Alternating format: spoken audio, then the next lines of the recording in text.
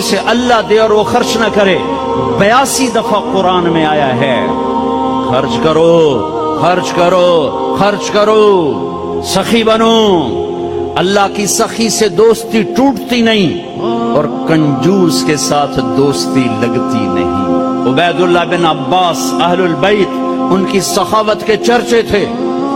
کسی نے پوچھا آپ نے اپنے سے بڑا سخی بھی دیکھا ہے؟ کہنے لگے ہاں دیکھا ہے۔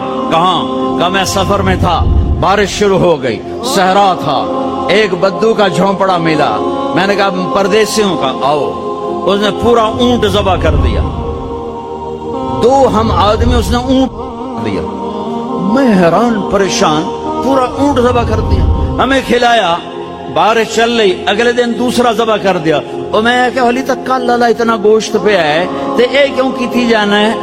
میں پرانے نو کدی بیا گوشت نہیں کھوایا تازہ، میں نے مہمانوں کو کبھی بس کھلایا۔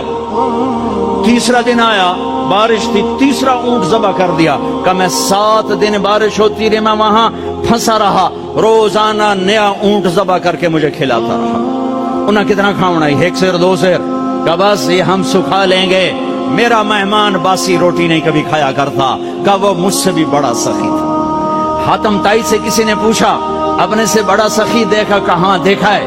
ایک رات سفر میں تھا، رات ہوئی، ایک نوجوان بدو کے گھر اترے، اس نے بکرا ذبح کیا اور اس کا گوشت بنایا، اس کی سری لایا تو میرے منہ سے نکلا سری بڑی بڑھیا بنی ہوئی ہے۔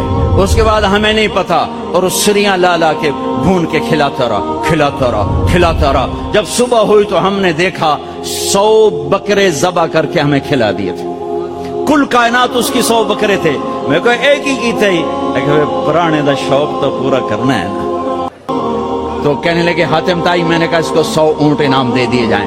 حاتم تائی کے پاس 100 اونٹ دینا کوئی بڑی گل نہیں، لیکن ایک غریب آدمی کا 100 بکرے ذبح کر دینا، ساری کائنات ذبح کر دی اس نے، اور ابھی تو اسلام بھی نہیں آیا تھا اور یہ سخاوت تھی۔ ارے تم تو مسلمان ہو پھر بخیل ہو، رب العالمین کہتے ہو پھر پیسہ نہیں خرچ